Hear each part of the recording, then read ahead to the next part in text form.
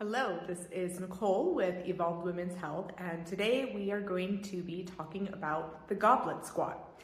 This is a movement I use very often as step 2 in the squat progression for clients.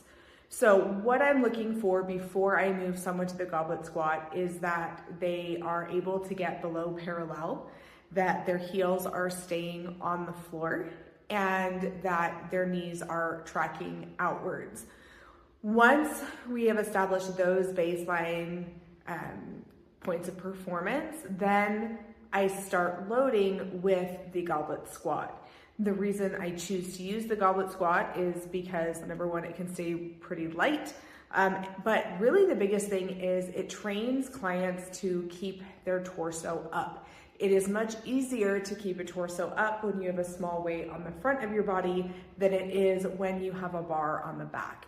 So like I said, this is step 2 on the way to our goal, which is eventually a loaded back squat with a barbell. All right, here we go. So with a goblet squat, we generally use either kettlebells or dumbbells. I'll show you the dumbbell setup in a second. The setups are quite similar. This obviously is a kettlebell, and the way I'm going to choose to hold this is around the handle as well as the bell. So I like to hold mine like this. So I kind of wrap the thumbs here and do this. There are some people who prefer to just hold the bell, and that's fine.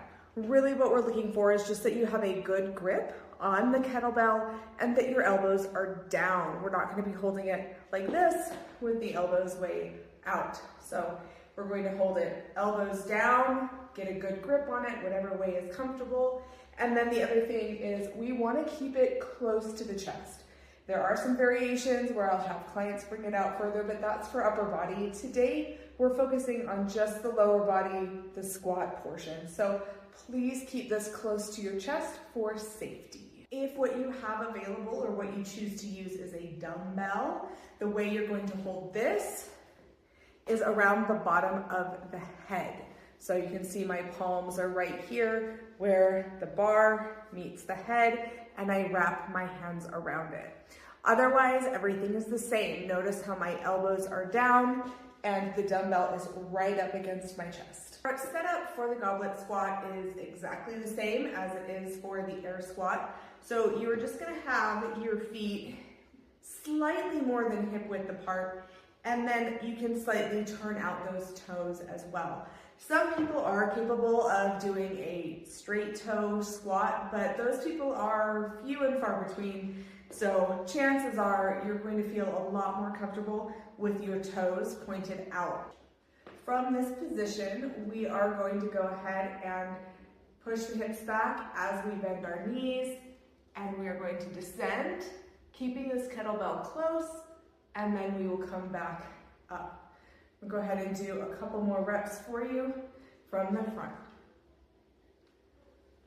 Now you can see the elbows do flare out at the bottom of the squat. That's simply because my knees are in the way. Now I'm going to show you the goblet squat from the side. What you should really notice is that I fight to keep my torso up fairly straight. I'm not leaning over, and then my heels stay on the ground. So here we go, got that grip. I'm gonna have my feet slightly more than hip width apart, toes slightly turned out, and then I'm going to go ahead, start pushing my hips back, and at the same time, I'm going to go ahead and start bending those knees, fighting to keep an upright torso, pushing the knees out, and then pushing right back up. I'll do a couple more reps from the side.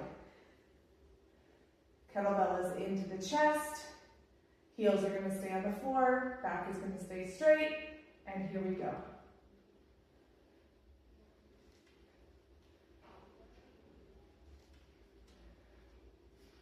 And that is the goblet squat.